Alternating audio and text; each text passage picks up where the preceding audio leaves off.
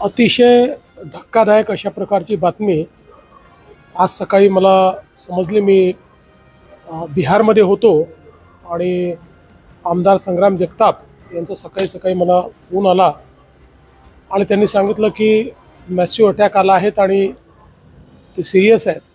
आणि त्यानंतर डॉक्टरशी बोलून आल्यावर डॉक्टरांनी सांगितलं की रिवायवलचा प्रयत्न झाला आहे, पण रिवायवल होईल असं वाटत नाही। त्यामुळे ती खरोखर आमच्या सगळ्यांकरताच अतिशय धक्कादायक अशा प्रकारची बातमी होती।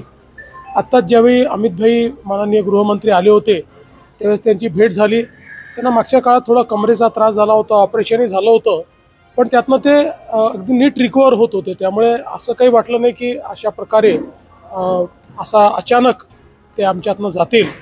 खरं म्हणजे आपल्या सगळ्यांना माहिती आहे की अगदी जमिनीशी जुडलेलं अशा प्रकारचं त्यांचं व्यक्तिमत्व होतं आणि ग्रामीण भाग, तिथलं अर्थकारण, सहकार, शेती या सगळ्यांची प्रचंड जाण असलेलं अशा प्रकारचं व्यक्तिमत्व होतं। आणि सामान्य माणसाच्या सुखदुःखात त्याच्यासोबत राहणारे शिवाजीराव होते।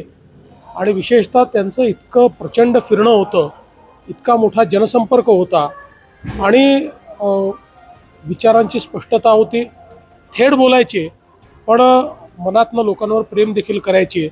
त्यामुळे मला असं वाटतं की एक जनतेचा माणूस या जिल्ह्यातला हा आपल्यातनं अचानक निघून गेला आहे।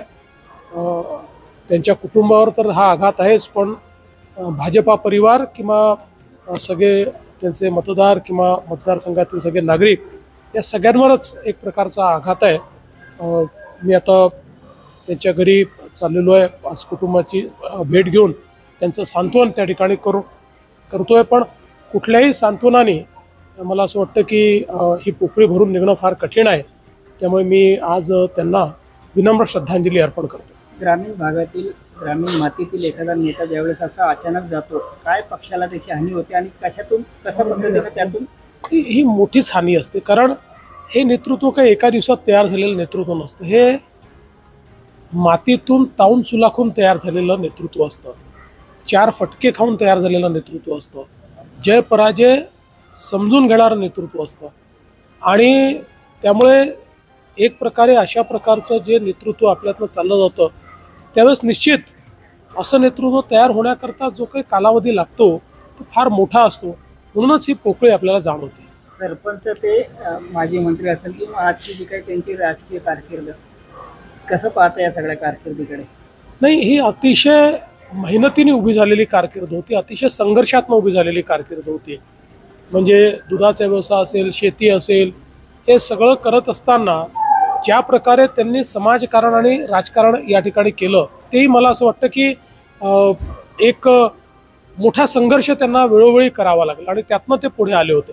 विशेषतः आमचे नेते माननीय मुंडे साहेबांशी त्यांचा खूप घनिष्ठ अशा प्रकारचा संबंध होता। माझ्याशी पहिल्यांदा त्यांचा संबंध हा मुंडे साहेबांमुळेच आला आणि त्यानंतर मग अतिशय चांगले आमचे संबंध राहिले आणि भाजपमध्ये त्यांनी खूप चांगलं काम केलं। म्हणजे ज्यावेळेस ते भाजपमध्ये नव्हते त्याही काळामध्ये ते आमच्या सोबत होते आणि अतिशय चांगले संबंध आमचे त्यांच्याशी होते।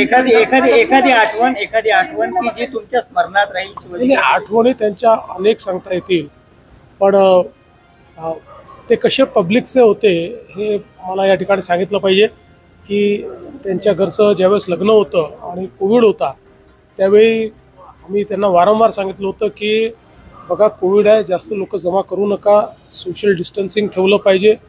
त्यांनी सांगितलं तुम्ही या काही काळजी करू नका, मी नीट व्यवस्था केली आहे, सोशल डिस्टन्सिंग केलं आहे।